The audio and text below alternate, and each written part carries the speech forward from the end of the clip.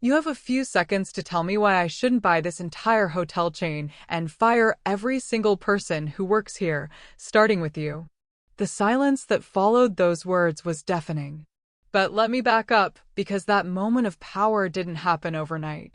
It took years of humiliation, betrayal, and a family that treated me like I was invisible to get there. You know what's funny about karma?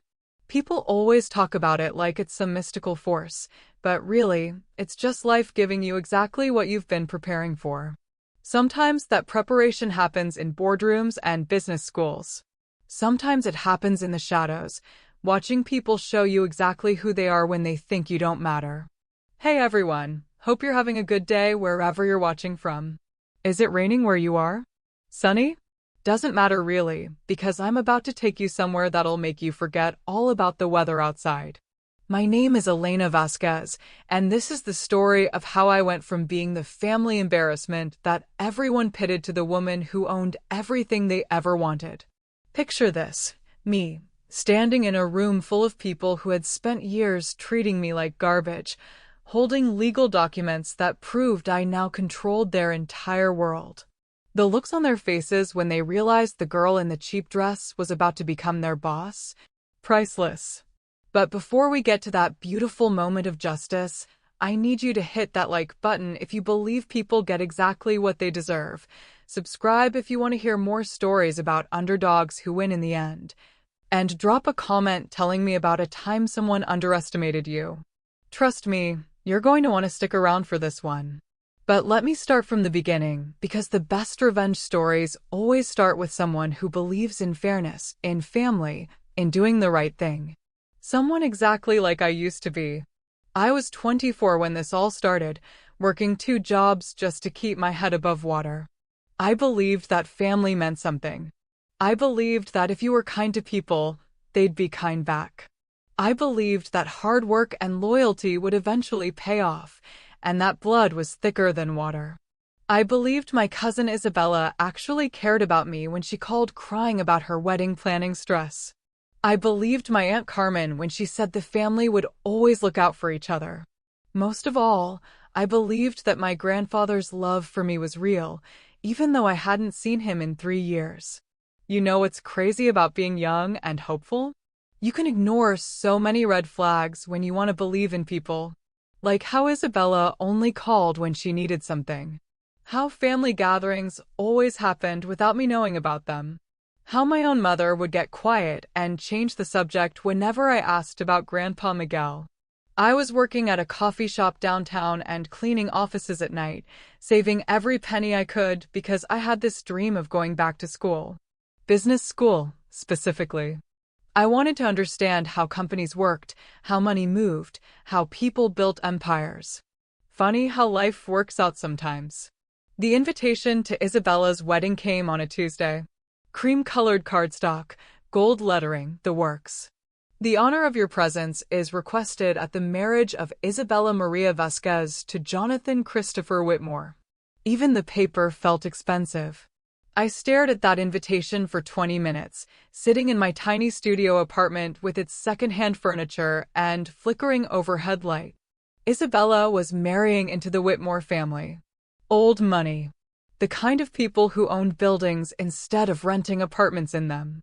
The wedding was in 3 days. 3 days to find something appropriate to wear to what was obviously going to be the social event of the year. 3 days to figure out how I was going to afford a gift worthy of my cousin's new status. 3 days to prepare myself for a room full of relatives who had made it clear over the years that I was the family disappointment. I had $47 in my checking account. But here's the thing about family obligations. They don't care about your bank balance. Isabella was my cousin, my aunt's daughter, and despite everything, I loved her. We'd grown up together, shared secrets, painted each other's nails during sleepovers when we were kids. Before the money and status started mattering more than blood. So I went to the discount store and found a simple black dress for $19. It wasn't designer. It wasn't even particularly flattering. But it was clean, it fit, and it was appropriate for a wedding. I paired it with shoes I already owned and the small pearl earrings my mother had given me for my 18th birthday. Looking back now, I realize that dress was perfect. Not because of how it looked, but because of what it revealed about everyone else.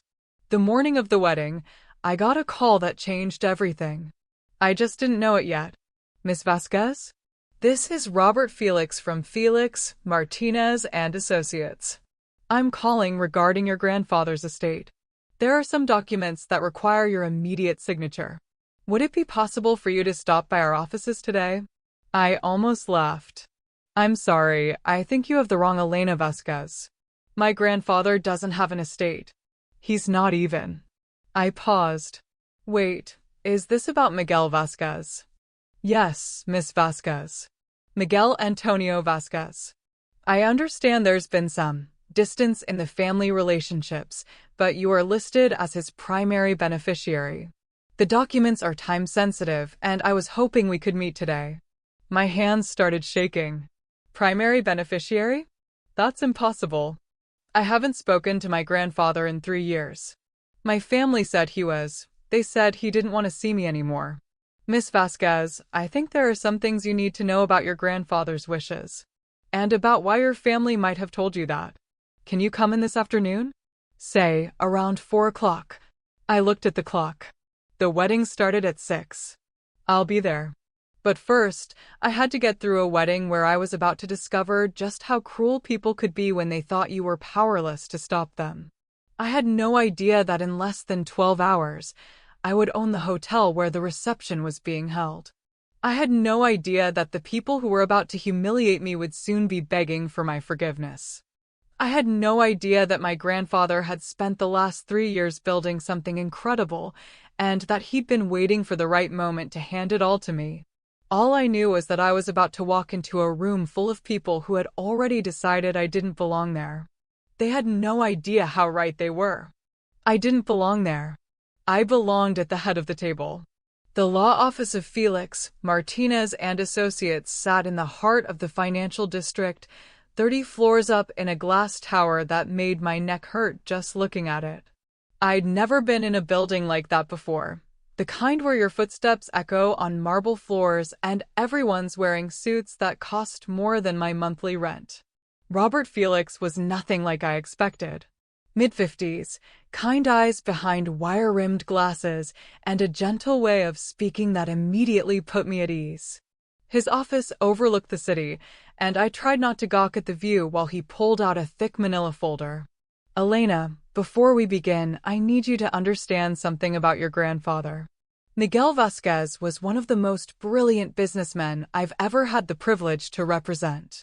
He built Vasquez Industries from nothing, started with a single food truck, and turned it into a multinational corporation. I blinked. Food truck?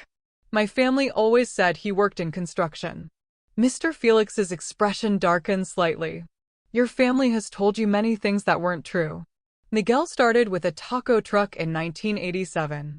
By 1995, he owned a chain of restaurants.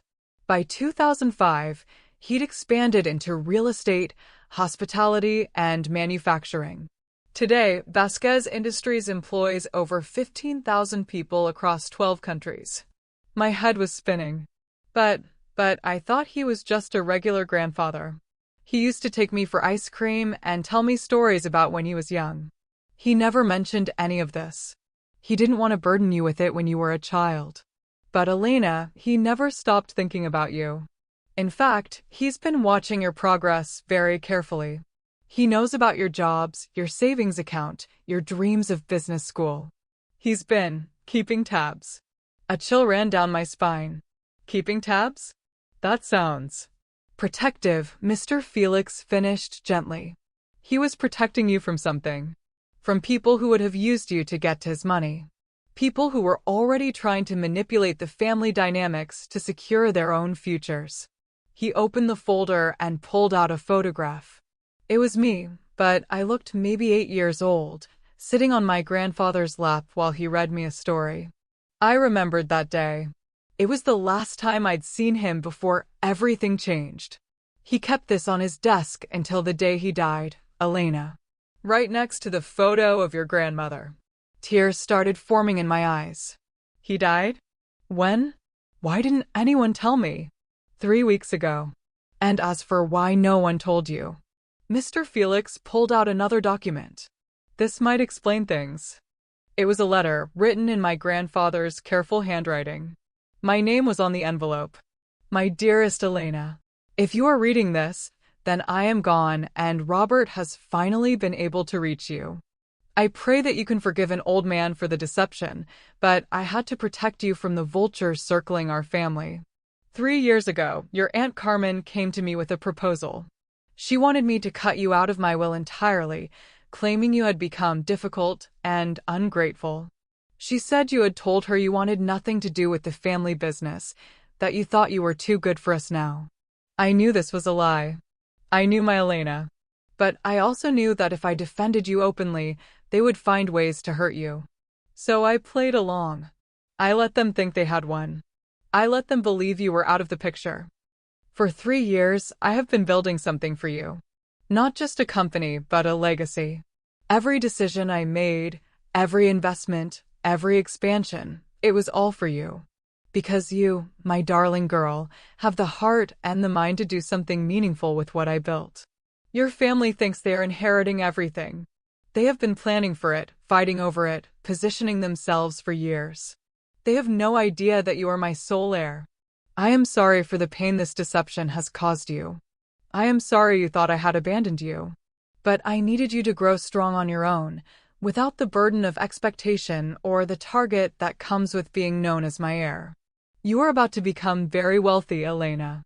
But more importantly, you're about to have the power to choose who deserves your forgiveness and who deserves to face the consequences of their choices. Use that power wisely. All my love. Abuelo Miguel. I couldn't breathe. The letter shook in my hands as the full weight of what I was reading hit me.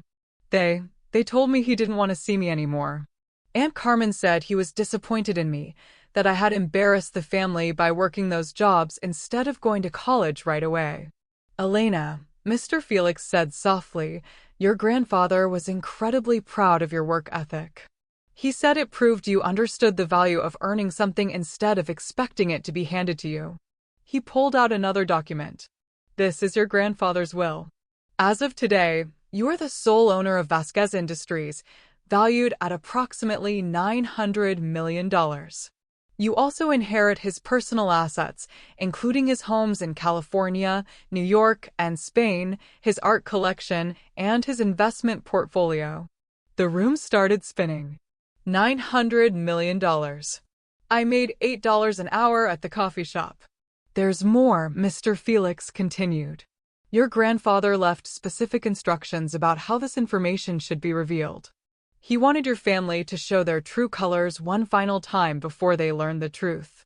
He suspected they would use today's wedding as an opportunity to humiliate you publicly, and he wanted that behavior documented. He pulled out a small device. This is a recording device. Your grandfather wanted you to wear it to the wedding tonight. He wanted proof of how they treat you when they think you have nothing.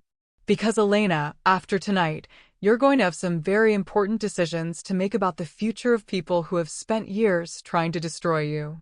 I stared at the tiny device. He planned this? The timing with the wedding. Your grandfather was a strategic man. He knew Isabella's wedding would bring the entire family together. He knew they would see it as their moment of triumph, marrying into old money while you remained the poor relation. He wanted you to see exactly who they really are before you decide their fates. My phone buzzed. A text from Isabella. Elena, please don't embarrass me tonight. I know money is tight, but try to look presentable. The Whitmores are very important people. I showed the text to Mr. Felix. He shook his head sadly. Your cousin has no idea that you now own the hotel where her reception is being held. Or that the Whitmore family's main business partner is, well, you. What do you mean? Whitmore Industries has been trying to secure a contract with Vasquez Industries for 2 years. It would be the biggest deal in their company's history. As of this afternoon, that decision is entirely yours. I looked at my reflection in the window of his office. Same girl, same cheap dress, same uncertain expression. But everything had changed. In the span of an hour, I'd gone from having $47 to my name to being worth nearly $1 billion. Mr. Felix, what would my grandfather want me to do? He smiled. He'd want you to go to that wedding, Elena. He'd want you to let them show you exactly who they are. And then he'd want you to decide if they deserve a place in the empire you just inherited. I clipped the recording device inside my dress and headed for the door. I had a wedding to attend. But first, I was going to stop by the hotel's management office. After all, I needed to introduce myself to my new employees. The girl walking into that wedding was not the same girl who had woken up that morning worried about fitting in. She was the owner of everything, and she was about to find out just how ugly people could be when they thought no one important was watching. They had no idea that the most important person in the room was about to be the girl they planned to ignore. The Grand Meridian Hotel was exactly the kind of place I'd only seen in magazines. Crystal chandeliers hung from 30-foot ceilings, marble columns stretched toward ornate moldings, and every surface seemed to gleam with the kind of polish that screamed money. Lots of it. What made it even more surreal was walking through the employee entrance 20 minutes before the wedding, wearing my $19 dress, and having the general manager practically bow when he saw me. "Miss Vasquez, it's such an honor to finally meet you," Mitchell Thompson said, his voice trembling slightly. "We had no idea Mr. Miguel's granddaughter would be attending the Whitmore Vasquez wedding tonight. If we had known." "You would have what?" I asked, genuinely curious. "We would have prepared the presidential suite for you, arranged for our finest service, ensured everything was perfect for your comfort." I looked around the opulent lobby where staff members were putting finishing touches on floral arrangements that probably cost more than I made in a month. "Mr. Thompson, I want you to treat me exactly like any other guest tonight. Don't acknowledge that you know who I am. Don't give me any special treatment. Can you do that?" He looked confused but nodded. "Of course, Miss Vasquez." "May I ask why?" "Because I want to see how my family treats someone they think has nothing. And I want to see how your staff handles a guest who doesn't look like she belongs here." What I didn't tell him was that I was terrified. Absolutely terrified. In 3 hours, I would walk into a room full of people who had spent years making me feel small, and I would have to pretend I was still that powerless girl while they showed me exactly how cruel they could be. The recording device felt heavy against my ribs. I made my way to the ballroom where the ceremony would take place. Even empty, it was breathtaking. White roses and baby's breath covered every surface, silk draping created intimate spaces within the grand room, and the lighting was soft and romantic. Isabella had always dreamed of a fairy tale wedding, and this was definitely that. "Elena? Oh my God, Elena!" I turned to see my cousin Maria rushing toward me, her face a mixture of surprise and something that looked almost like panic. Maria was Aunt Carmen's younger daughter, Isabella's sister, and she'd always been the family messenger. "What are you doing here so early?" she asked, glancing around nervously. "Isabella invited me. I thought I'd come see if she needed any help." Maria's laugh was sharp. "Help? Elena, this wedding cost more than most people make in 5 years. What kind of help could you possibly?" She stopped herself, but the damage was done. "I just meant emotional support," I said quietly. "You know, family." "Right. Family." Maria looked me up and down, taking in my simple dress and drugstore makeup. "Listen, Elena, I need to tell you something. There's been some confusion about the seating arrangements." My stomach dropped. "Confusion?" "Well, the thing is, all the tables are assigned, and they're all full. The Whitmores have a lot of important guests, and Isabella had to make some difficult choices about space." "Are you telling me I don't have a seat?" Maria's face flushed. "It's not that you don't have a seat, exactly. It's just that, well, maybe you could sit in the back? There are some chairs along the wall for the 4 people who..." "For people who what, Maria?" "For people who aren't really part of the main celebration," she finished in a rush. "Look, it's nothing personal. It's just that this is Isabella's big day, and she wants everything to be perfect.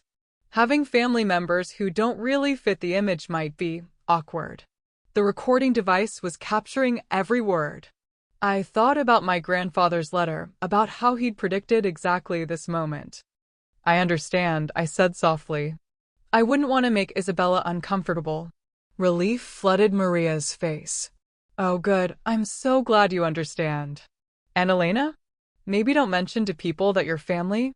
Some of the Whitmores might ask questions, and it would just be easier if you were just a friend from work or something. A friend from work. I was being asked to deny my own family connection because acknowledging it might embarrass my cousin. Of course, I said. I'll just be a friend from work.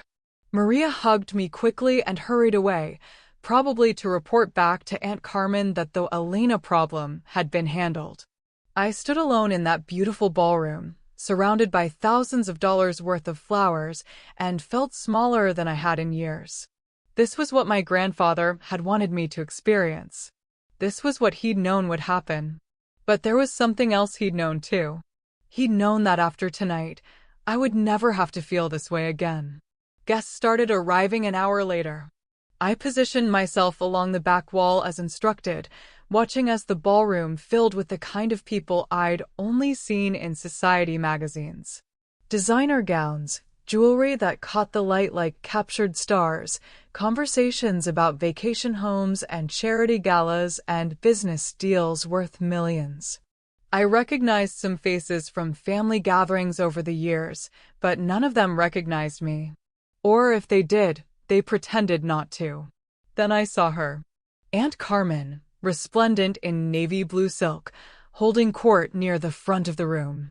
She was telling a story that had everyone laughing, gesturing with hands that sparkled with diamonds.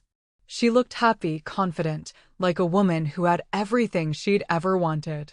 She had no idea that the girl she'd spent 3 years lying about was standing 20 feet away, now owning everything she'd been scheming to inherit. Excuse me, are you supposed to be back here? I turned to find a young man in an expensive suit looking at me with barely concealed disdain. He had the kind of face that had never known real hardship, the kind of confidence that came from never having to worry about money. I'm a guest, I said simply. Really? Because this section is reserved for family and close friends of the bride and groom. I don't recognize you. I'm Elena, Isabella's cousin. His eyebrows shot up. You're the cousin? The one who? He stopped himself, but I could fill in the blanks. The one who what? The one who was poor? The one who was an embarrassment? The one they didn't talk about? Yes, I said. I'm that cousin. He looked me up and down, taking in my discount store dress and simple jewelry. Huh. Well, I'm Jonathan's brother, Michael. I've heard stories. What kind of stories? Michael's smile was cruel.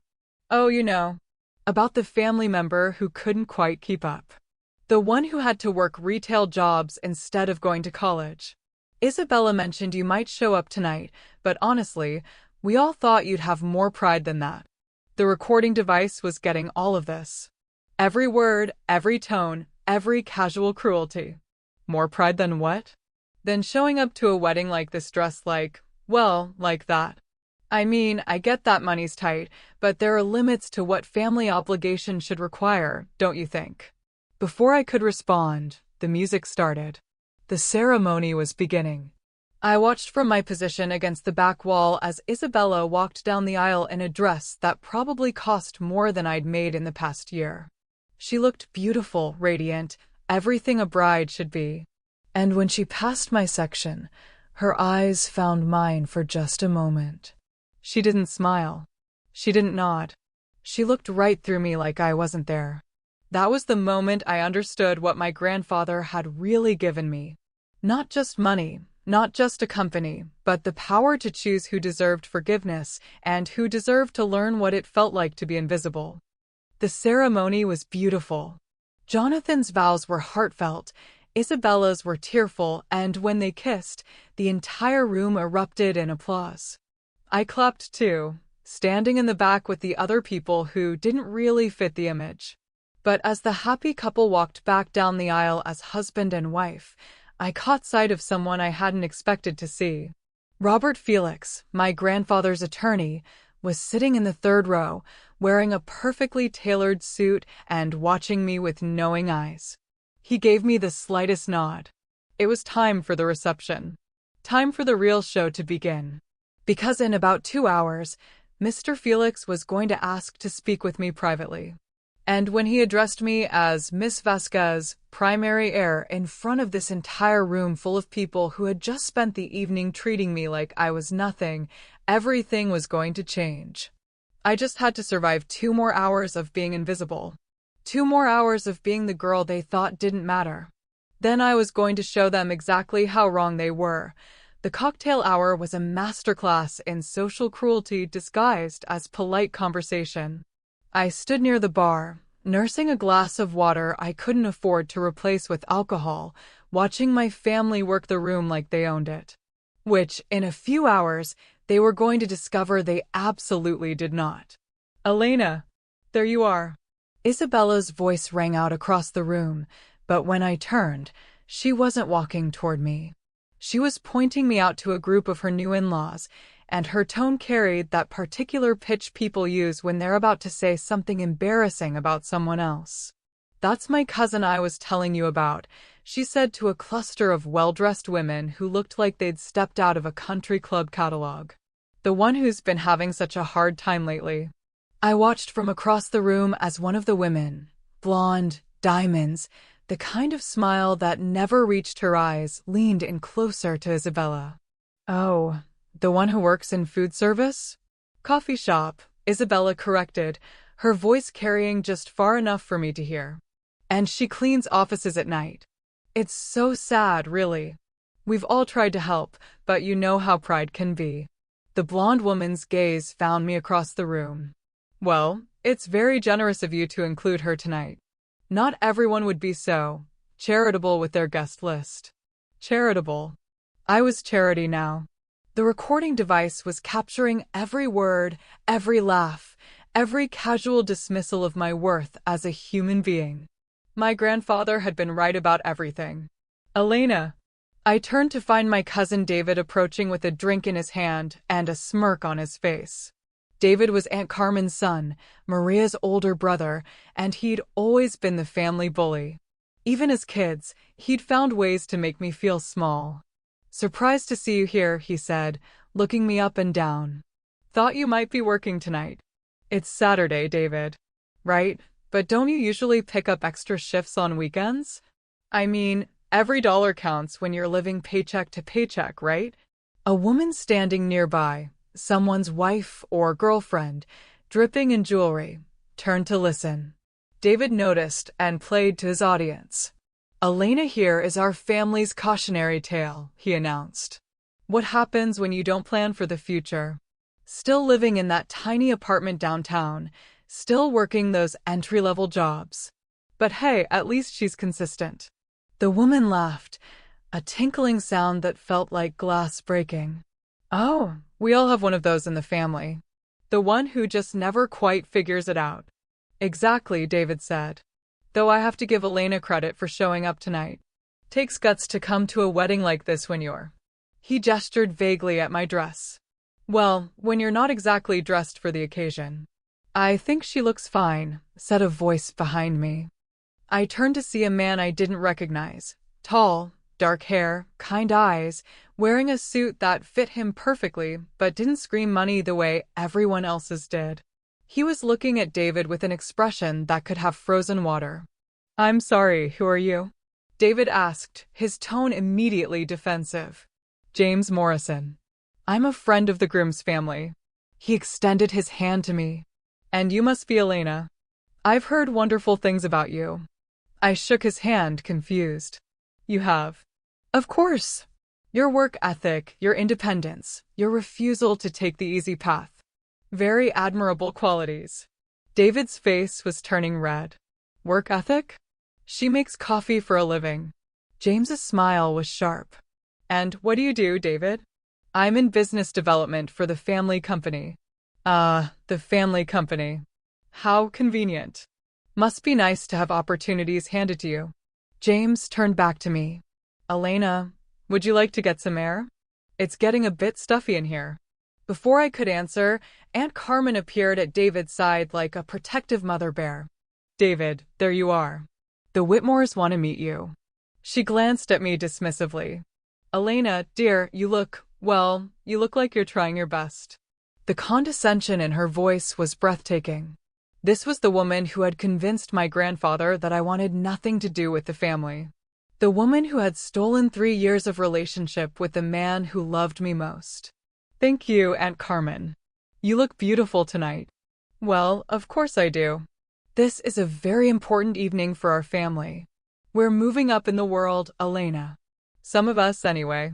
She looked pointedly at my dress again. I do hope you'll be able to find your way home tonight. I know public transportation can be challenging after events like this. James stepped closer to me.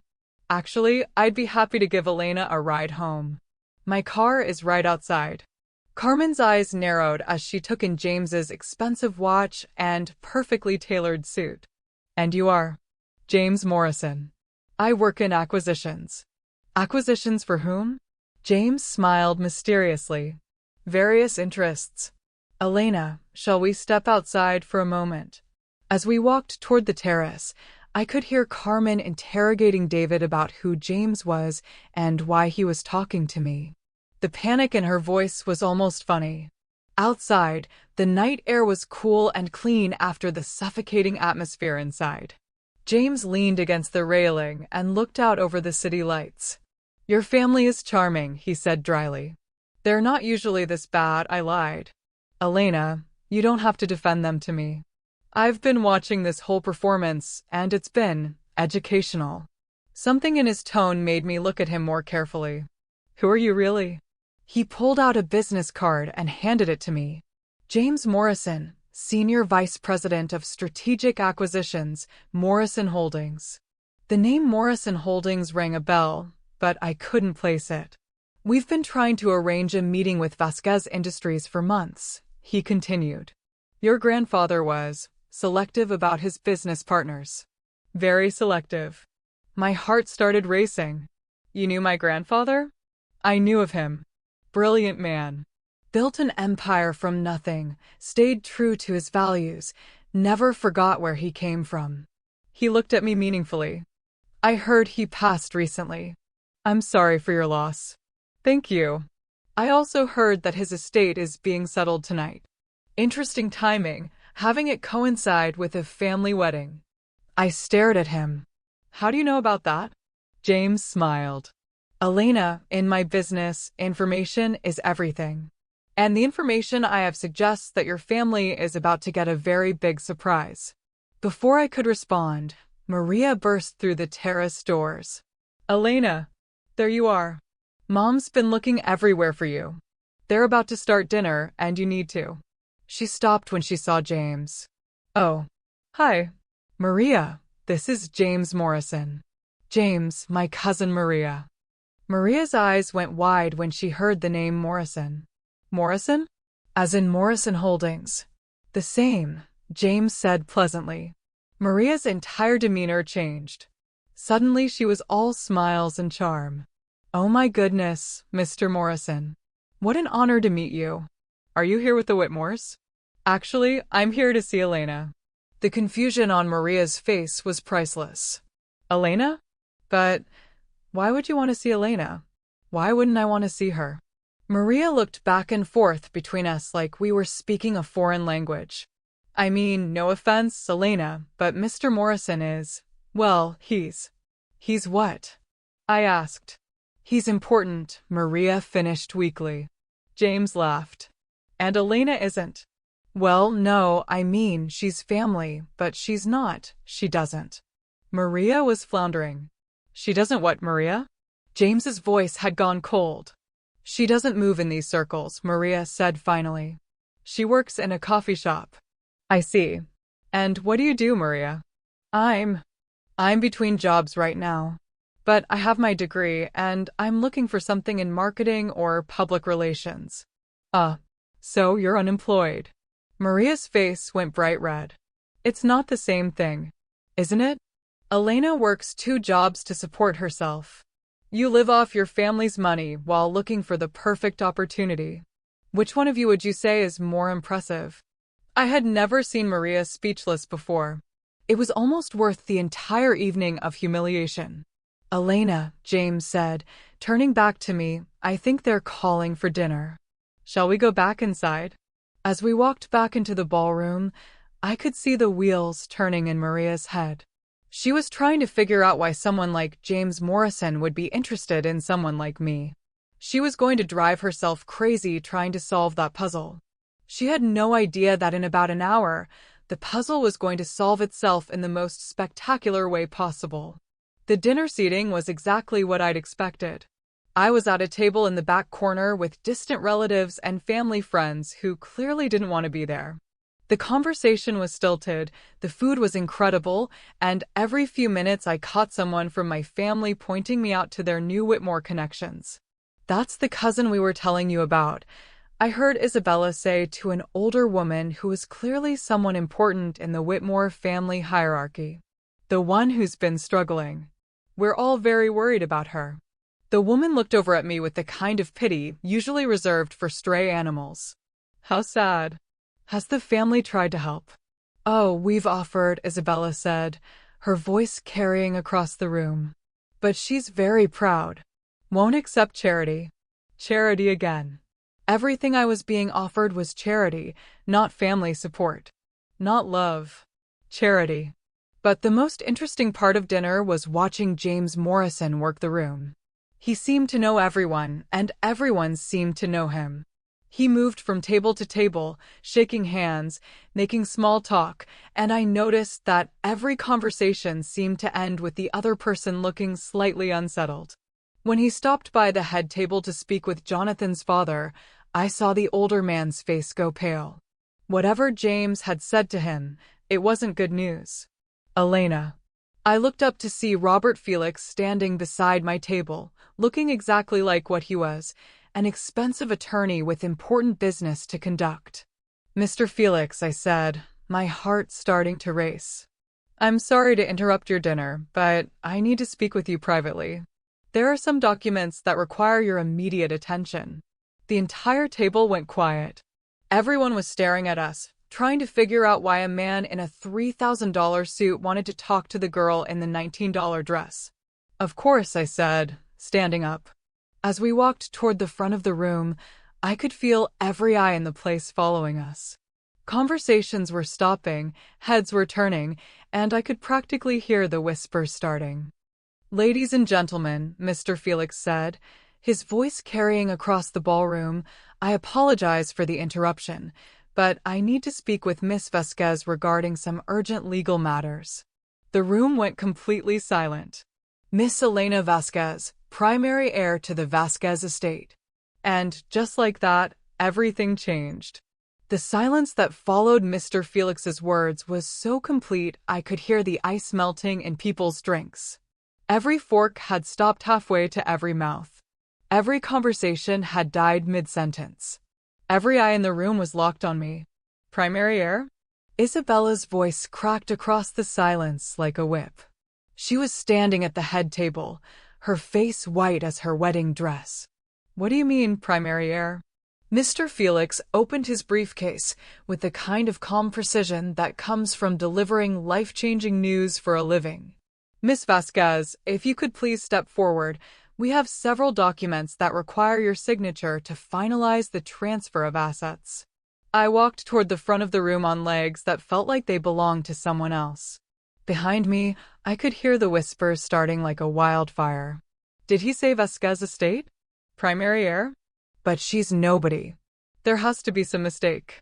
Aunt Carmen shot up from her chair so fast she knocked over her wine glass. Red liquid spread across the white tablecloth like blood. Excuse me, Mr. Felix, but I think there's been some confusion. Elena is not the heir to anything. Miguel's will clearly states that his assets are to be divided among his children and their families. Mr. Felix looked at her with the kind of professional politeness that barely concealed contempt. Mrs. Carmen Vasquez Rodriguez, I presume? Yes, your father did leave a will. Several of them, in fact. The most recent one, dated 3 weeks ago, supersedes all previous documents. He pulled out a thick legal document and held it up for the room to see. This is the last will and testament of Miguel Antonio Vasquez, founder and CEO of Vasquez Industries. In it, he names his granddaughter, Elena Maria Vasquez, as the sole beneficiary of his entire estate. The room erupted. "That's impossible," David shouted, pushing back from his table. "Grandpa wouldn't leave everything to her. She's been cut off from the family for years." "Cut off by whom?" Mr. Felix asked mildly. The question hung in the air like a bomb waiting to explode. "She cut herself off," Carmen said quickly. "She told us she wanted nothing to do with the family business. She said we were all beneath her." Mr. Felix reached into his briefcase again and pulled out a small recording device. "That's interesting, Mrs. Rodriguez, because your father left very specific instructions about how his final wishes should be revealed. He suspected there might be some discrepancies in how family members remembered certain conversations." He pressed play. My grandfather's voice filled the ballroom, clear and strong despite his age. "If you are hearing this recording, it means Elena has finally learned the truth about what her family has been telling her. Carmen, David, Maria, Isabella, you have spent 3 years convincing my granddaughter that I no longer loved her. You told her I was disappointed in her choices, that I thought she was an embarrassment to the family name." Carmen's face had gone from white to gray. "Miguel, no, that's not what we—" "You told her," the recording continued, "that I wanted nothing to do with her because she was working instead of going to college immediately. You made her believe that her own grandfather had abandoned her. And you did this because you wanted to ensure she would not be present when my will was read." The silence in the room was deafening now. Even the hotel staff had stopped moving. "But what you didn't know," my grandfather's voice went on, "is that I have been watching. I have been listening. And I have been planning.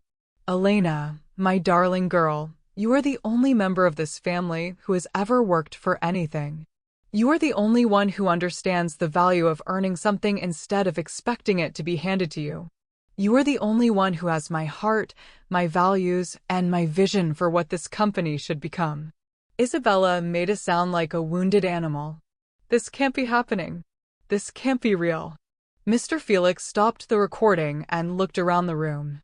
"Miss Vasquez, if you would please sign here, here, and here, we can finalize the transfer of assets." My hands were shaking as I took the pen. "What exactly am I inheriting?" "Vasquez Industries, valued at approximately $900 million. Your grandfather's personal assets, including properties in California, New York, and Spain. His investment portfolio, art collection, and various other holdings. In total, you are now worth approximately $1.2 billion. The pen slipped from my fingers and clattered to the floor. $1.2 billion. I looked out at the room full of people who had spent the evening treating me like I was nothing. David, who had called me a cautionary tale. Maria, who had asked me to pretend I wasn't family. Isabella, who had looked right through me during her wedding ceremony. Carmen, who had stolen 3 years of my relationship with my grandfather. "There's more," Mr. Felix said quietly. "Miss Vasquez, you now own this hotel." A collective gasp went up from the room. "You also own the catering company that provided tonight's dinner, the florist who did the arrangements, and the transportation company that brought most of the guests here tonight." Jonathan's father stood up slowly, his face the color of old parchment. "Mr. Felix, surely there's been some mistake. The Whitmore family has been negotiating a partnership with Vasquez Industries for months. We were told that after Miguel's death, the company would be run by his son and daughter. I'm afraid you were misinformed, Mr. Whitmore. Miss Vasquez is now the sole owner and CEO of Vasquez Industries. Any business partnerships will need to be negotiated with her." James Morrison appeared at my side, and suddenly his presence at the wedding made perfect sense. "Elena, I believe we had a meeting scheduled for Monday morning to discuss the Morrison Holdings proposal." I stared at him. "You knew. You knew this whole time. Your grandfather asked me to be here tonight. He wanted to make sure you had at least one ally in the room when the truth came out. Carmen was crying now, mascara running down her cheeks in black streams. Elena, please, you have to understand. We were trying to protect you. We thought if you knew about the money, it would change you. We thought. You thought you could steal my inheritance, I said, my voice carrying across the silent room. You thought you could convince my grandfather that I didn't want him in my life, so you could divide his empire among yourselves. That's not true. David protested. We were thinking about the family. Which family? I asked. Because the family I know spent tonight asking me to hide who I was, telling people I was Charity, and treating me like I was an embarrassment. The family I know told me my own grandfather was ashamed of me. I picked up the pen and signed the documents. Each signature felt like a door closing on the old Elena and opening on someone entirely new. Mr. Felix, I said, I'd like to speak with the hotel manager, please. Of course, Miss Vasquez. Mitchell Thompson appeared within seconds, slightly out of breath. Miss Vasquez, how can I help you? I'd like to review the guest list for tonight's event. Specifically, I'd like to know who's staying in the hotel tonight and who will need transportation home. Certainly. Most of the Whitmore family and their guests are staying here tonight. The Vasquez family members are staying as well, in the rooms that were arranged by Mrs. Rodriguez. I looked at Carmen. Rooms that were paid for with what money? Carmen's mouth opened and closed like a fish. The family account. Miguel's account. My account now, I said quietly. Mr. Thompson, I'd like those rooms transferred to my personal bill. And I'd like to speak with the transportation coordinator about the arrangements for getting people home tomorrow. Elena, Isabella said, her voice breaking, please. This is my wedding night. You can't do this on my wedding night. I looked at my cousin, beautiful in her expensive dress, surrounded by flowers that cost more than most people's cars, in a ballroom that I now owned. Isabella, I said softly, 3 hours ago, you looked right through me like I didn't exist. You told your new in-laws that I was Charity. You asked me to pretend I wasn't your family because acknowledging me might embarrass you. I didn't mean it like that. Yes, you did. You meant it exactly like that. Just like David meant it when he called me a cautionary tale. Just like Maria meant it when she asked me to sit in the back because I didn't fit the image. Just like Aunt Carmen meant it when she told me my grandfather was disappointed in me. I turned to address the entire room. For 3 years, I believed that my grandfather had stopped loving me. For 3 years, I thought I had somehow failed him, disappointed him, embarrassed him. I worked 2 jobs and saved every penny, thinking that maybe if I could just prove myself worthy, maybe if I could just show him I was trying, he might forgive me for whatever I had done wrong. My voice was getting stronger with every word. But I hadn't done anything wrong. The only thing I had done was trust my family to tell me the truth. Carmen was sobbing now. Elena, please, we can explain everything. We can make this right. Can you? I asked. Can you give me back 3 years with my grandfather? Can you give me back the time I lost with the man who loved me most in this world? Can you undo the nights I cried myself to sleep thinking I was alone in the world? The room was so quiet I could hear my own heartbeat. Mr. Felix, I said, I'd like to review all of Vasquez Industries' current business relationships, starting with any partnerships or negotiations involving the Whitmore family. Jonathan's father went pale. Miss Vasquez, please, our companies have been working toward this partnership for 2 years. It would be mutually beneficial. Would it? I asked. Because from where I'm standing, it looks like your family just spent the evening treating the CEO of your potential partner company like she was beneath their notice. I looked around the room one more time, taking in all the faces that had looked at me with pity and condescension just hours before. I need some time to think about what kind of business relationships I want to pursue, I said. And what kind of family relationships I want to maintain. The implications of those words hit the room like a physical blow. Elena, Carmen whispered, you're not going to cut us off. You're not going to destroy the family. I looked at the woman who had destroyed my relationship with my grandfather, who had stolen 3 years of love and connection from both of us, who had convinced him that I didn't want him in my life. I'm not going to destroy anything, Aunt Carmen, I said quietly. I'm just going to stop pretending that what we have is a family. And with that, I walked out of the ballroom, leaving behind a room full of people who were just beginning to understand that the girl they had dismissed was now the most powerful person in their lives. The girl in the cheap dress owned everything. And she was just getting started. The presidential suite of the Grand Meridian was bigger than my entire apartment. Floor-to-ceiling windows overlooked the city, marble surfaces gleamed under crystal chandeliers, and everything screamed luxury in a way that should have felt like victory. Instead, I sat on the edge of the massive bed in my $19 dress and cried. Not tears of joy or relief or triumph. Tears of pure, devastating grief for everything I had lost and everything I had learned about the people I thought loved me. My phone had been buzzing nonstop for the past hour. Text after text, call after call, voicemail after voicemail. I finally turned it off and threw it across the room.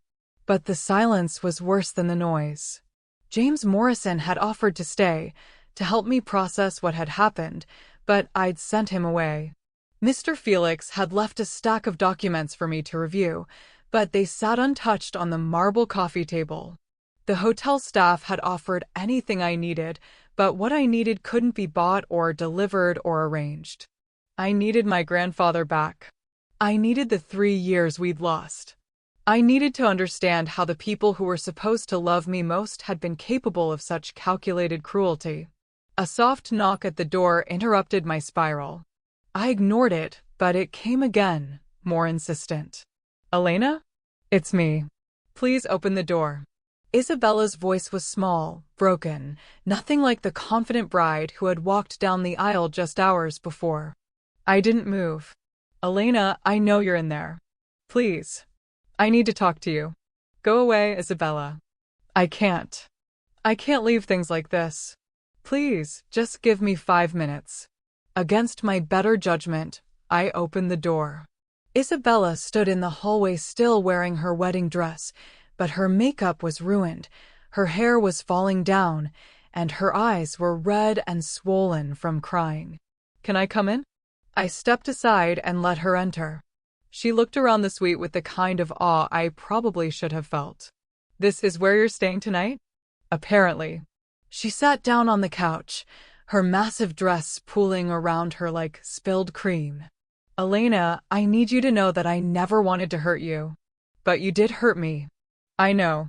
I know I did, and I'm sorry. I'm so sorry. I sat across from her, studying the face I'd known since childhood. Are you sorry you hurt me, Isabella, or are you sorry you got caught? She flinched. That's not fair. Isn't it? Because 3 hours ago, you were perfectly happy to let everyone in that room think I was pathetic. You were perfectly happy to let your new in-laws believe I was some kind of charity case you were being generous enough to include. I was trying to protect you. From what? From them. From their judgment, from their cruelty. The Whitmores are. They're not kind people, Elena. They judge everyone by their money and their status, and I knew they would be horrible to you if they thought you were poor. I stared at her. So your solution was to make sure they knew I was poor? No, that's not. I thought if I just downplayed your situation, if I made it clear you weren't really part of the main family, they would just ignore you. I thought it would be easier for everyone.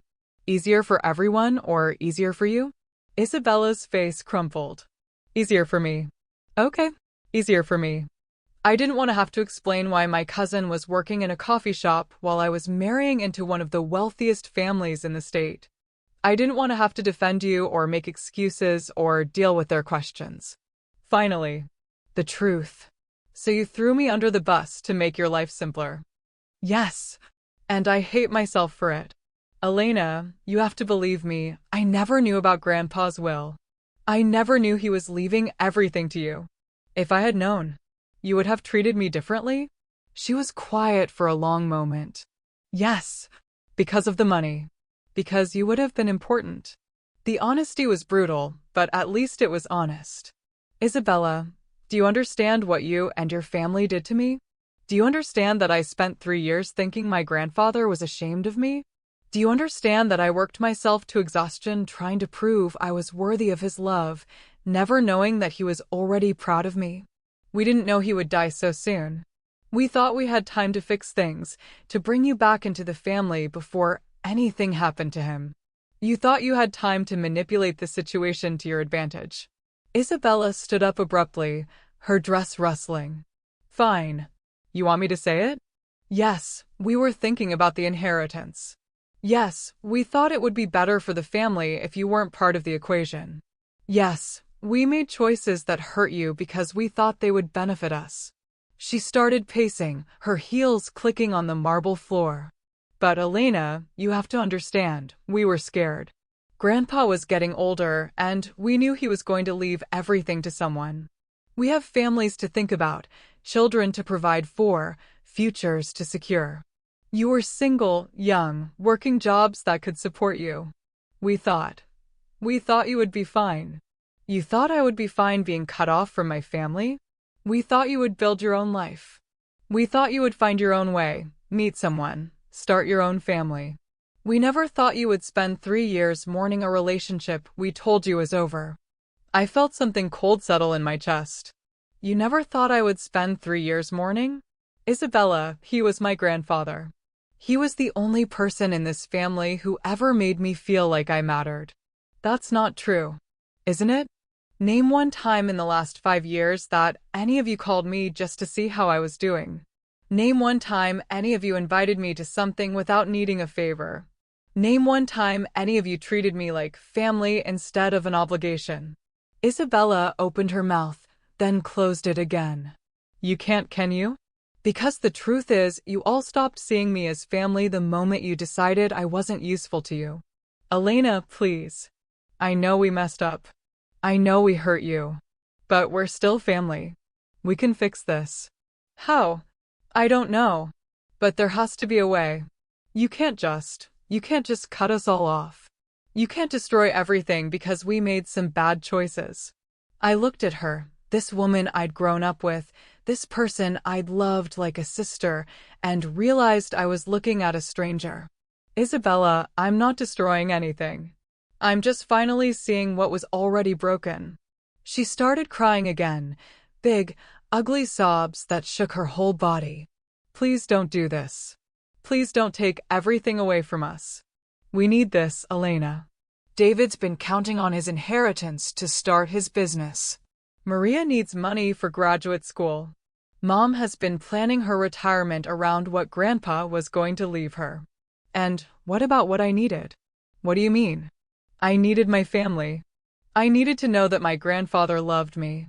I needed to not spend 3 years thinking I was alone in the world. But none of you cared about what I needed, did you? Isabella was quiet. You know what the worst part is? I continued. It's not even the money. It's that you all sat around for 3 years planning how to spend an inheritance that was never yours, and not one of you ever thought to check on me. Not one of you ever wondered if maybe, just maybe, you had made a mistake. We thought we were doing the right thing. No, you thought you were doing the profitable thing. There's a difference. Isabella wiped her eyes with the back of her hand, smearing what was left of her makeup. So what happens now? Are you going to fire everyone who works for the family companies?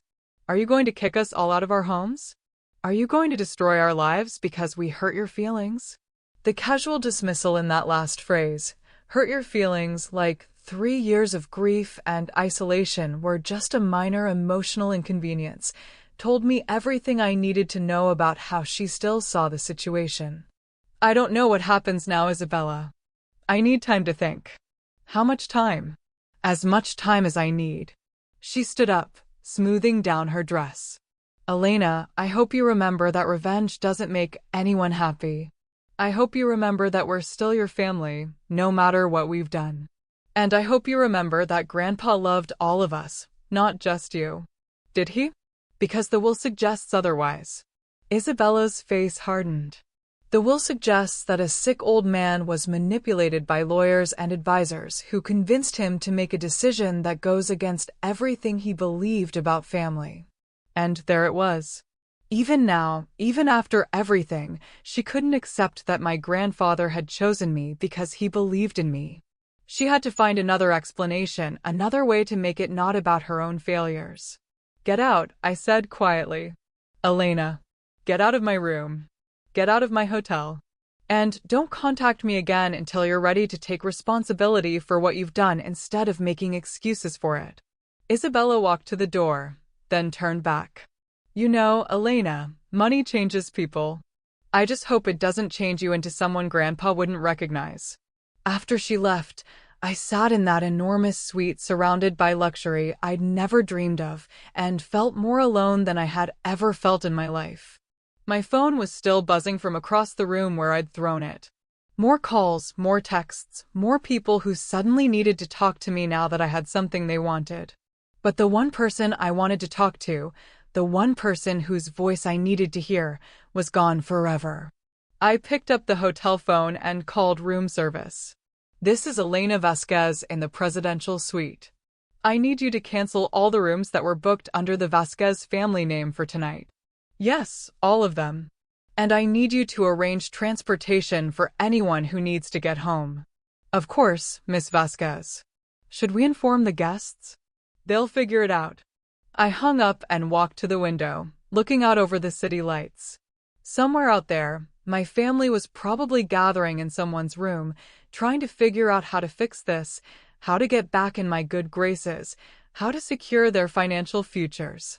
They were probably not thinking about how to earn my forgiveness or rebuild my trust or repair the damage they'd done to my heart. Because that's not who they were. Tonight had shown me exactly who they were. And tomorrow, I was going to have to figure out who I was going to be. The girl in the cheap dress was gone forever. But the woman who would wake up in this suite in the morning? She was going to be someone entirely new. Someone who had learned that family isn't about blood or obligation or shared history. Family is about love. And love is about choice. And I was about to make some very important choices about who deserved a place in my new life. I woke up at dawn in a bed that cost more than my monthly rent, wearing yesterday's $19 dress, with a decision that would affect the rest of my life weighing on my chest like a stone. The city looked different from 40 floors up. Smaller somehow. Like all the problems that had seemed insurmountable yesterday were just tiny pieces of a much larger puzzle that I now had the power to rearrange.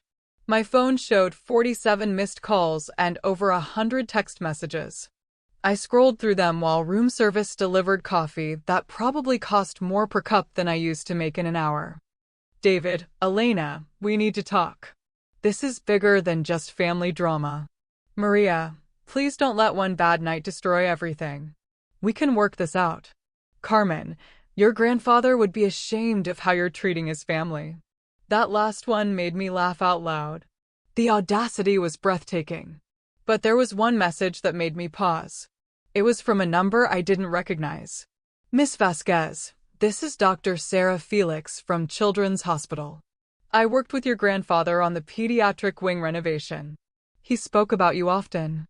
I'm sorry for your loss, and I wanted you to know that his final donation is helping us save lives every day. He was very proud of you. I stared at that message for a long time. My grandfather had been donating to children's hospitals. He'd been talking about me to doctors, to strangers, telling them he was proud of me while my own family was telling me he was ashamed. A knock at the door interrupted my thoughts. I opened it to find James Morrison holding 2 cups of coffee and looking like he'd slept about as much as I had.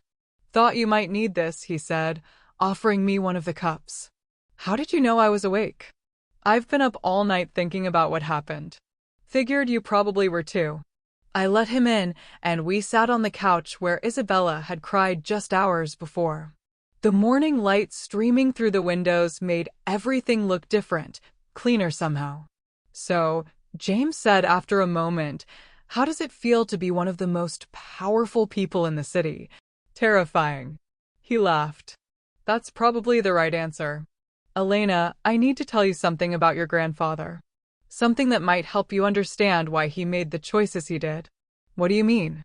James pulled out his phone and showed me a photo. It was my grandfather, but he looked younger, maybe in his 50s, standing next to a small restaurant with a sign that read Miguel's Kitchen. This was his first real restaurant. Not the food truck, but his first actual building.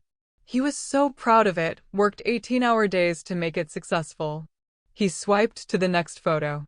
My grandfather, older now, standing in front of a much larger building with Vasquez Industries in gold letters across the front. This was taken the day he moved the company headquarters to the financial district. 20 years after that first restaurant. Why are you showing me this? Because of what he told me that day. He said the hardest part about success wasn't building the company. It was watching what money did to his family. James swiped to another photo. This one showed my grandfather at what looked like a family gathering, but he was standing slightly apart from everyone else, watching them with an expression I couldn't quite read. He said his children started seeing him differently once the money got big. They stopped calling just to talk and started calling when they needed something. They stopped visiting because they missed him and started visiting because they wanted to discuss their futures, their inheritances, their piece of the empire. I felt something cold settle in my stomach. When was this taken? About 5 years ago. Right around the time you graduated high school. The timing wasn't a coincidence. Elena, your grandfather told me that you were the only person in his family who never asked him for anything. The only one who called just to hear his voice. The only one who seemed to love him for who he was instead of what he could give you. But I stopped calling 3 years ago. Because they told you he didn't want to hear from you. But Elena, he never stopped hoping you would call anyway. He never stopped believing that you were different from the rest of them. James put his phone away and looked at me seriously. He left you everything because he believed you were the only one who would use it the way he would have wanted. Not just to get rich, but to do something meaningful. How do you know all this? Because he asked me to look out for you. Not financially, he knew you'd be fine on that front. But emotionally. He knew that inheriting this much money, this much power, this much responsibility would be overwhelming. He knew you'd need someone who understood what it was like to have your entire life change overnight. I stared at him. Your life changed overnight? James smiled ruefully. My father built Morrison Holdings from nothing, just like your grandfather built Vasquez Industries. When he died, I inherited everything at 26. I thought I was ready for it. I thought I understood what it meant. I had no idea. What happened? I lost myself for a while. The money, the power, the constant decisions about other people's lives, it was too much. I made some terrible choices, hurt some good people, nearly destroyed everything my father had built. He was quiet for a moment, staring out at the city. It took me years to figure out that inheriting money doesn't just change your bank account. It changes how everyone sees you, how everyone treats you, how everyone relates to you. People who used to be honest with you start telling you what they think you want to hear. People who used to ignore you suddenly want to be your best friend. And the people who used to love you, sometimes they start to resent you. Is that what happened with your family? Some of them. The ones who thought they deserved a piece of what my father built. The ones who couldn't understand why he chose me over them. James looked at me directly. Sound familiar? It sounded exactly familiar. Elena, you have a choice to make. You can use this inheritance to punish the people who hurt you, or you can use it to build something better. But you can't do both. What do you mean? I mean that revenge feels good in the moment, but it doesn't last. And it doesn't honor what your grandfather was trying to give you.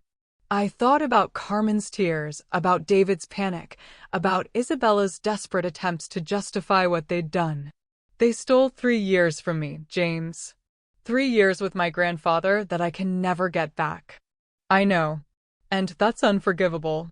But Elena, if you spend the rest of your life making them pay for those 3 years, you'll lose a lot more than that. What would you do? If you were me, what would you do? James was quiet for a long time. I'd remember that your grandfather didn't leave you this money to make you powerful. He left it to you because you were already the person he wanted running his legacy. Another knock at the door interrupted us. This time it was Mr. Felix, looking as polished and professional as ever despite the early hour. Miss Vasquez, I'm sorry to disturb you, but there are some urgent matters that require your attention. What kind of matters? The board of directors is requesting an emergency meeting. Word has gotten out about the change in ownership, and there are some concerns about the company's stability. I felt a wave of panic. What kind of concerns? Some of our major clients are worried about continuity of leadership. Some of our investors are questioning whether someone your age can handle the responsibility. And some of our competitors are already trying to poach our biggest accounts. The weight of what I'd inherited was starting to hit me. This wasn't just about money or family drama. This was about 15,000 jobs, about clients who depended on us, about a legacy that my grandfather had spent 40 years building. Mr. Felix, what happens if I can't handle this? What happens if I'm not ready? Then you learn. Miss Vasquez, your grandfather didn't expect you to know everything on day one. He expected you to be willing to learn, to listen to good advice, and to make decisions based on what's right rather than what's profitable. James stood up. Elena, I have a proposal for you. What kind of proposal? Let Morrison Holdings partner with Vasquez Industries. Not a buyout, not a takeover, but a true partnership. I can help you navigate the business side while you figure out what kind of leader you want to be. And in return, you can help me remember what it feels like to build something meaningful instead of just profitable. I looked back and forth between them. And my family? That's up to you, Mr. Felix said. But Elena, whatever you decide about your personal relationships, you can't let it affect the business. Too many people are depending on you now. He was right. This was bigger than my hurt feelings or my family's betrayal. This was about honoring what my grandfather had built and protecting the people who worked for him. Mr. Felix, I want to call a board meeting for this afternoon. I want to meet everyone, understand how the company works, learn what my grandfather's vision was. Of course. And James, I want to hear more about this partnership. But first, I need to do something else. What's that? I looked out at the city, at all the people starting their days, going to jobs, taking care of their families, building their own dreams. I need to decide who I'm going to be now. Because the girl who walked into that wedding last night is gone forever. And the woman who's going to walk out of this hotel today needs to be someone my grandfather would be proud of. Elena, James said gently, I think you already are. But I wasn't sure. Because being someone my grandfather would be proud of meant being better than the people who had hurt me. It meant choosing forgiveness over revenge, building over destroying, love over hate. And I wasn't sure I was strong enough for that. But I was about to find out. Because in 3 hours, I was going to walk into a boardroom full of people who had worked with my grandfather for decades, and I was going to have to prove that I deserved the trust he'd placed in me. And after that, I was going to have to decide what to do about a family that had shown me exactly who they were when they thought I couldn't fight back. The girl in the cheap dress had been powerless. But the woman in the presidential suite? She was about to change everything. The question was, would she change it for the better, or would she let the pain of betrayal turn her into someone she didn't recognize? I was about to find out what kind of person I really was. The boardroom at Vasquez Industries was nothing like I'd imagined. Instead of cold marble and intimidating leather, it was warm and welcoming, with family photos lining the walls and a massive window overlooking the city. My grandfather's presence was everywhere, in the handwritten notes still on the whiteboard, in the coffee mug sitting on the table, in the way everyone spoke about him with genuine affection rather than corporate respect. Miss Vasquez, said Margaret Torres, the chief operating officer who'd worked with my grandfather for 15 years, before we begin, I want you to know that Miguel talked about you constantly. He was so proud of your work ethic, your independence, your refusal to take shortcuts. I looked around the table at faces that were curious, but not hostile, concerned, but not dismissive. These people had built something meaningful with my grandfather, and they were willing to give me a chance to prove I belonged here. Thank you, I said. I have to be honest with you all. I don't know anything about running a company this size. But I want to learn and I want to honor what my grandfather built here. That's all we can ask for, said Robert Kim, the chief financial officer. Elena, your grandfather left very specific instructions about how he wanted the transition to happen. He knew you'd need time to learn, so he set up a structure where the senior team would continue handling day-to-day operations while you focused on understanding the bigger picture. Margaret pulled out a thick folder. He also left this for you. It's everything he wanted you to know about his vision for the company, his values, his hopes for the future. I opened the folder to find page after page of my grandfather's careful handwriting. Plans for expansion into sustainable energy, ideas for employee profit-sharing programs, dreams of building affordable housing for working families. This wasn't just a business to him. It was a way to make the world better. There's something else, Robert said quietly. Your grandfather made some specific provisions in his will about family members who work for the company. My stomach dropped. What kind of provisions? David has been working in business development for 2 years. Maria was hired last month as a marketing coordinator. Your Aunt Carmen has been consulting on community relations. I stared at him. They work here? They've been working for the company while telling me my grandfather wanted nothing to do with me. Elena, Margaret said gently, I don't think they knew about the will. I think they genuinely believed they would inherit portions of the company. But your grandfather was very clear about their employment status. She pulled out another document. He left instructions that their continued employment would be entirely up to you. He said you would know better than anyone whether they deserved to keep their positions. The irony was staggering. The people who had cut me off from my grandfather were now dependent on me for their livelihoods. What kind of employees are they? I asked. Robert and Margaret exchanged glances. Honest answer? Margaret said. David shows up late, leaves early, and spends most of his time networking instead of working. Maria is competent but entitled. She expects special treatment because of her family connection. And Carmen. Carmen has been telling clients and community partners that she speaks for the company, making promises and commitments without authorization. In other words, they've been coasting on the family name. Yes. My phone buzzed with a text from James. Board meeting going well? Remember what we talked about? What we'd talked about was choosing to build rather than destroy. But sitting in this room, surrounded by people who had worked hard to build something meaningful while my family members collected paychecks they hadn't earned, I felt my resolve wavering. There's something else you should know, Robert said. This morning, David called an emergency meeting with some of our major clients. He told them that there was going to be a leadership change and that he would be taking over his grandfather's role. He what? He's been positioning himself as the heir apparent for months. Some of our clients are confused about who's actually in charge now. Margaret pulled out her phone. Elena, I think you should see this. She showed me a social media post from David, posted just 2 hours ago, excited to announce that I'll be taking on expanded leadership responsibilities at Vasquez Industries following my grandfather's passing. Looking forward to building on his legacy and taking the company to new heights. Hashtag Vasquez Industries, hashtag new leadership, hashtag family business. The post had dozens of likes and comments from business contacts congratulating him on his promotion. He's telling people he's the new CEO? It appears so. I felt something cold and sharp settle in my chest. This wasn't just about family drama anymore.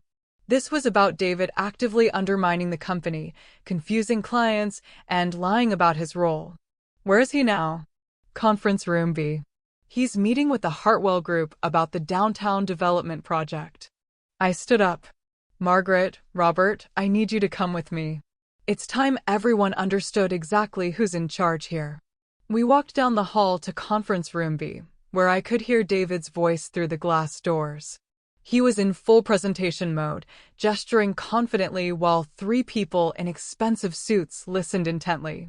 And as the new head of Vasquez Industries, I can assure you that we're committed to maintaining the same high standards my grandfather established while bringing fresh energy and innovative thinking to our partnerships. I opened the door and walked in. The room went silent. David's face went white, then red, then white again. David, I said pleasantly, I think there's been some confusion about your role here. Elena, what are you? I mean, I was just. He looked at the clients, then back at me, clearly trying to figure out how to explain my presence. Mr. and Mrs. Hartwell, I said, extending my hand to the clients, I'm Elena Vasquez, CEO of Vasquez Industries. I believe you've been meeting with David, who works in our business development department. Mrs. Hartwell looked confused. I'm sorry, I thought Mr. Vasquez here was the new head of the company. No, I said, my voice steady and professional. David is my cousin, and he's an employee. I'm Miguel Vasquez's granddaughter and sole heir. The silence that followed was deafening. David, I continued, could you step outside for a moment? I'd like to speak with the Hartwells privately. David's mouth opened and closed like a fish. Elena, I can explain. Outside. Now. After he left, I turned to the clients with my most professional smile. I apologize for any confusion. There's been a transition in leadership, and it seems some of our team members got ahead of themselves in communicating the changes. Mr. Hartwell leaned forward. Miss Vasquez, we've been working on this project for 6 months. We need to know that there's going to be continuity in our partnership. Absolutely.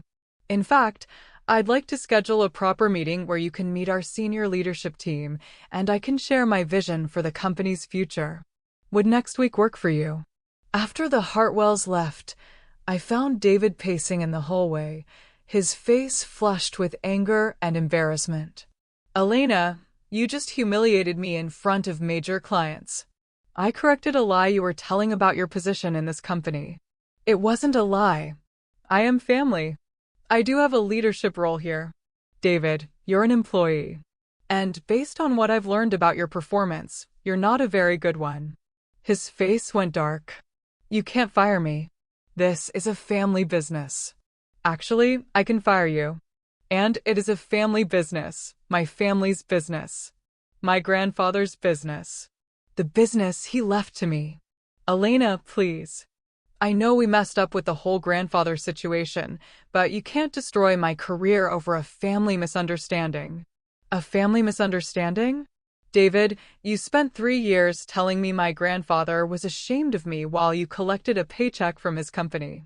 You've been positioning yourself as his heir while doing substandard work. And this morning, you lied to clients about your role here. I was trying to provide stability. I was trying to make sure the company didn't suffer during the transition. You were trying to steal my inheritance. Again. David's mask finally slipped completely. Fine. Yes, I thought I deserved it more than you. I've been working here for 2 years. I understand the business. I have relationships with clients. What do you have? A high school diploma and experience making coffee. I have something you don't have, David. What's that? My grandfather's trust. And his love. And his belief that I would do the right thing with what he built. David's face crumpled. Elena, please. I have a girlfriend.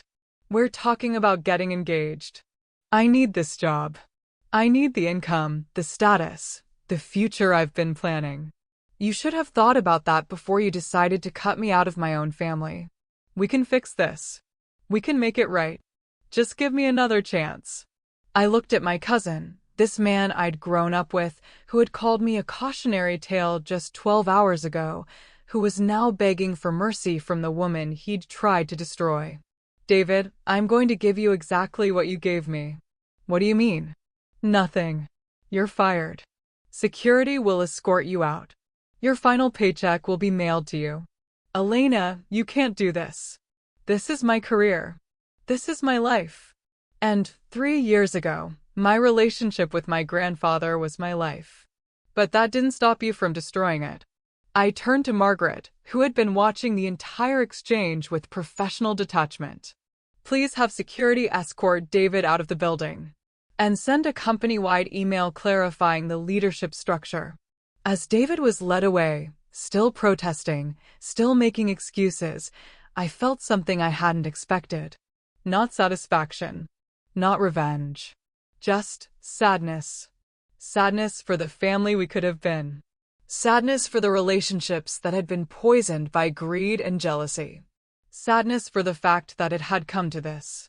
But also relief. Relief that I finally knew exactly who these people were.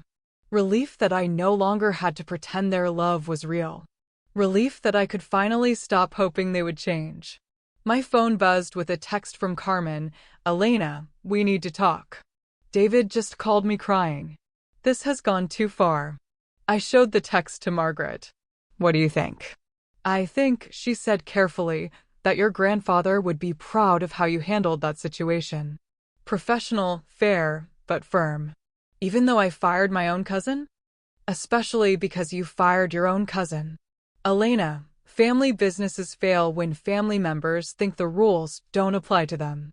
Your grandfather built this company on merit, hard work, and integrity. David was undermining all of that." She was right.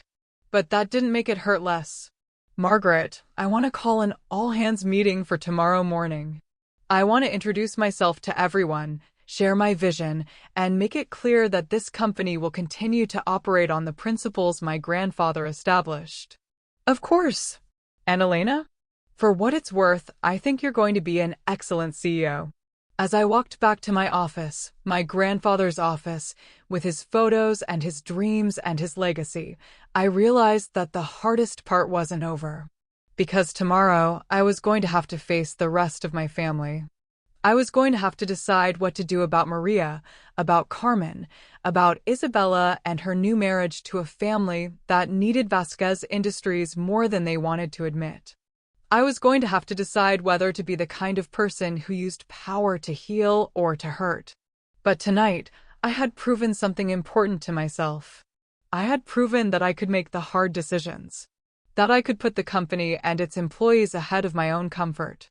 That I could be the leader my grandfather believed I could be. The girl in the cheap dress was gone forever. But the woman sitting in the CEO's chair? She was just getting started. And she was about to show everyone exactly what kind of leader she intended to be. 6 months later, I stood in the same ballroom where my life had changed forever, but this time I was there by choice. The Grand Meridian was hosting the annual Vasquez Industries Charity Gala, and the room was filled with employees, clients, and community partners who had become the real family I'd never known I needed. "Elena, the mayor just arrived," Margaret said, appearing at my elbow with her usual perfect timing. "And the Children's Hospital Board wants to thank you personally for the new wing donation." I smoothed down my dress. Not a $19 discount store fine this time, but not outrageously expensive either. I'd learned that true confidence didn't come from what you wore, but from knowing exactly who you were and what you stood for. "How are the numbers looking for tonight?" I asked. "We've raised over $2 million for the scholarship fund. Your grandfather would be so proud."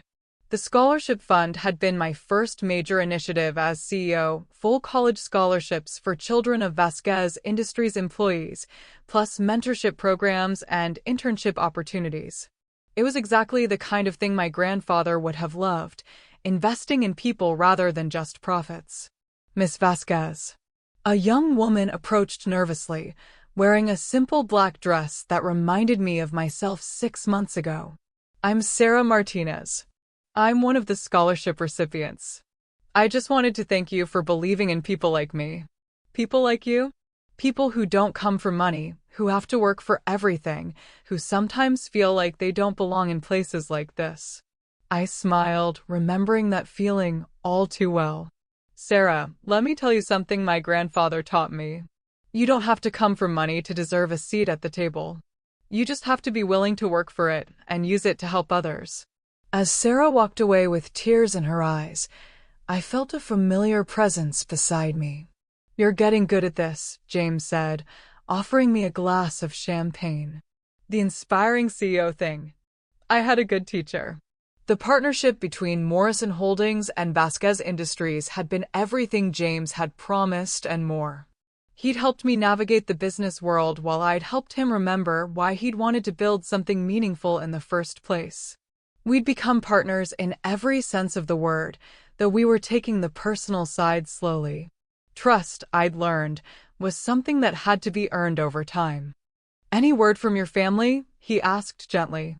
I glanced toward the entrance, where a familiar figure had just appeared. "Actually, yes." Isabella stood in the doorway, looking uncertain and nervous. She was wearing a beautiful dress, but her confidence was gone. The past 6 months had been hard on her. The Whitmore family had distanced themselves after learning that their hoped-for business partnership was never going to happen, and her marriage was struggling under the weight of financial pressure and social embarrassment. "Should I have security escort her out?" James asked. "No. Let her come." Isabella made her way across the room slowly, stopping to speak with several people who clearly recognized her but weren't sure how to react. When she finally reached me, her eyes were red-rimmed and her hands were shaking. "Elena, thank you for not having me thrown out." "Isabella, you look well." "I look terrible and we both know it." She attempted a smile. "But you look like you belong here. Like you were always meant to be here." "What do you want, Isabella?" "To apologize. Really apologize, not the self-serving garbage I tried to feed you 6 months ago." She took a shaky breath. "Elena, I've spent the last 6 months watching my life fall apart, and I finally understand what we did to you." "What do you mean?" "Jonathan's family cut us off completely when they realized you weren't going to partner with them. My friends stopped calling when they figured out I wasn't going to be rich. Even my own mother." Isabella's voice broke. "Even my own mother told me last week that maybe I should have been nicer to you." I felt a familiar pang of sadness, but not the sharp pain it used to be. "I'm sorry you're going through that." "Are you?" "Because you'd have every right to be happy about it. You'd have every right to enjoy watching us get exactly what we deserved." I looked at my cousin, really looked at her, and saw something I hadn't expected. Growth. Pain, yes, but also the kind of growth that only comes from losing everything you thought mattered and discovering what actually does. "Isabella, I'm not happy that you're suffering. I'm sad that it took suffering for you to understand what you did wrong." "Elena, I know I have no right to ask this, but is there any chance you could forgive me?" "Not forget, I know I don't deserve that. But forgive." Before I could answer, another familiar voice interrupted us. "Elena, darling, there you are." Carmen approached with the kind of forced brightness that screamed desperation. She was dressed expensively but looked older, more fragile than I remembered. "Aunt Carmen, you look absolutely radiant, dear. Success suits you." She glanced around the ballroom with obvious envy. "Though I have to say, this is quite a change from that little coffee shop job." "Some things never changed." "Carmen," Isabella said quietly, Don't what?" "I'm just making conversation with my niece." "Elena, I was hoping we could talk privately. There are some family matters we need to discuss." "Such as?" "Well, your cousin Maria is struggling to find work after the unfortunate misunderstanding at the company. And David is having a difficult time explaining his departure to potential employers. I was hoping you might consider giving them references or perhaps reconsidering their employment status." The audacity was breathtaking. Even now, even after everything, she was trying to manipulate the situation to her advantage. "Aunt Carmen, let me be very clear about something. David was fired for lying to clients and misrepresenting his role in the company. Maria was let go because she spent more time complaining about her workload than actually working. Neither of them will be getting references from me, and neither of them will ever work for Vasquez Industries again." Carmen's mask slipped. "Elena, they're family. Surely that means something." "It does mean something. It means they should have treated me better when they thought I had nothing. We made mistakes, but you made choices. For 3 years, you made choices that hurt me, isolated me, and stole time with my grandfather that I can never get back. Those weren't mistakes, Carmen. They were calculated decisions designed to benefit you at my expense. Carmen's face hardened. Fine. Be vindictive. But remember, Elena, money doesn't buy you a family. And someday you're going to realize that you need us more than we need you. Actually, Carmen, I've already realized something much more important than that. What's that? I've realized that family isn't about blood or obligation or shared history. Family is about love, support, and choosing to be there for each other. And the people in this room tonight? My employees, my business partners, my friends? They're more family to me than you ever were. Carmen's face went white. Without another word, she turned and walked away, her heels clicking angrily on the marble floor. Isabella watched her mother leave, then turned back to me. Elena, I know I don't deserve an answer, but do you think there's any chance we could ever be family again? Real family? I looked at her for a long moment, thinking about forgiveness and second chances and the difference between justice and revenge. Isabella, I think there's a chance we could be friends someday.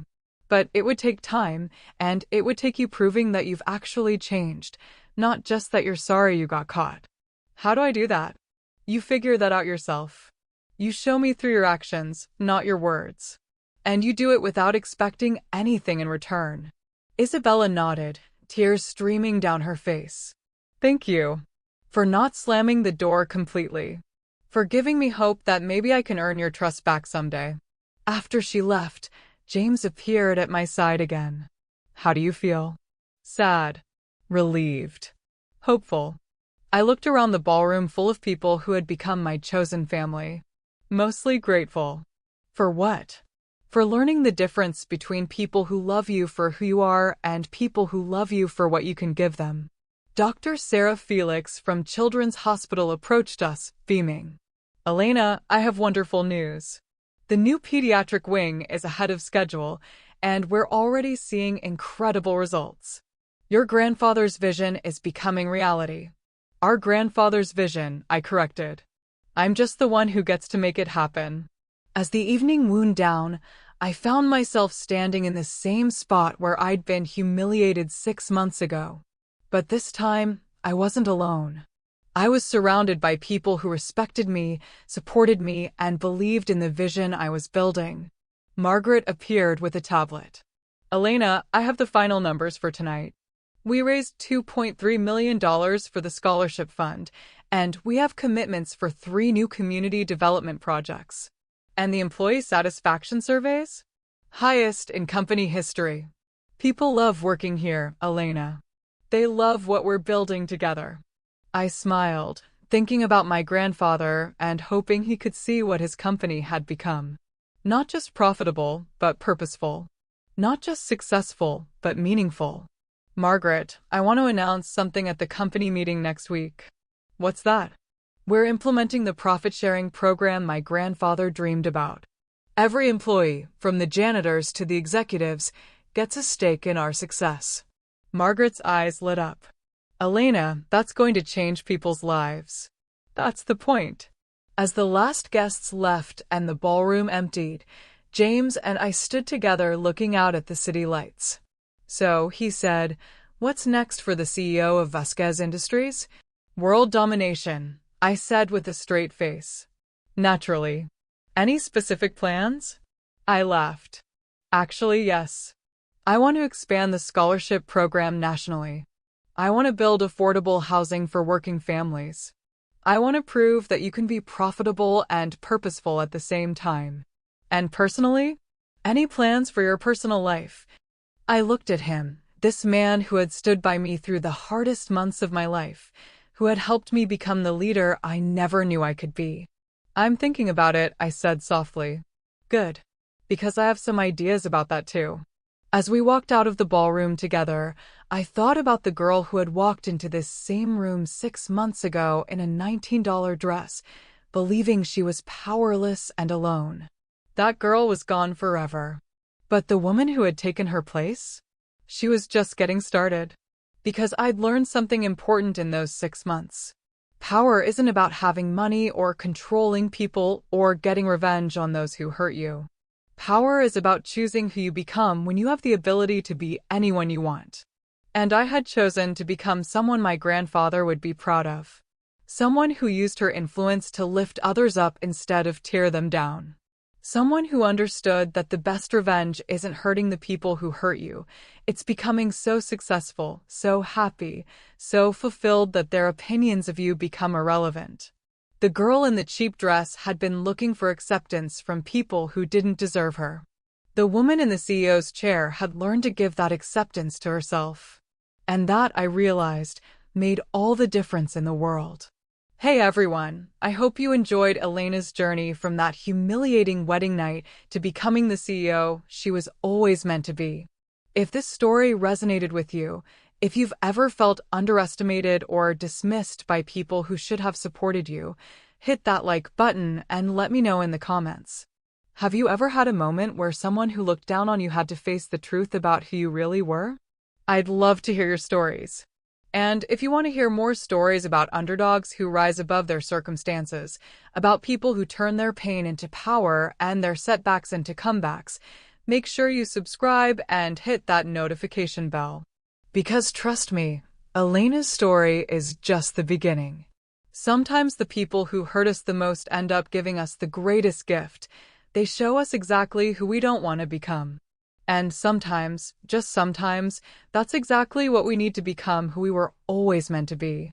Until next time, remember, you don't need anyone's permission to be extraordinary. You just need the courage to believe in yourself when no one else will. See you in the next story.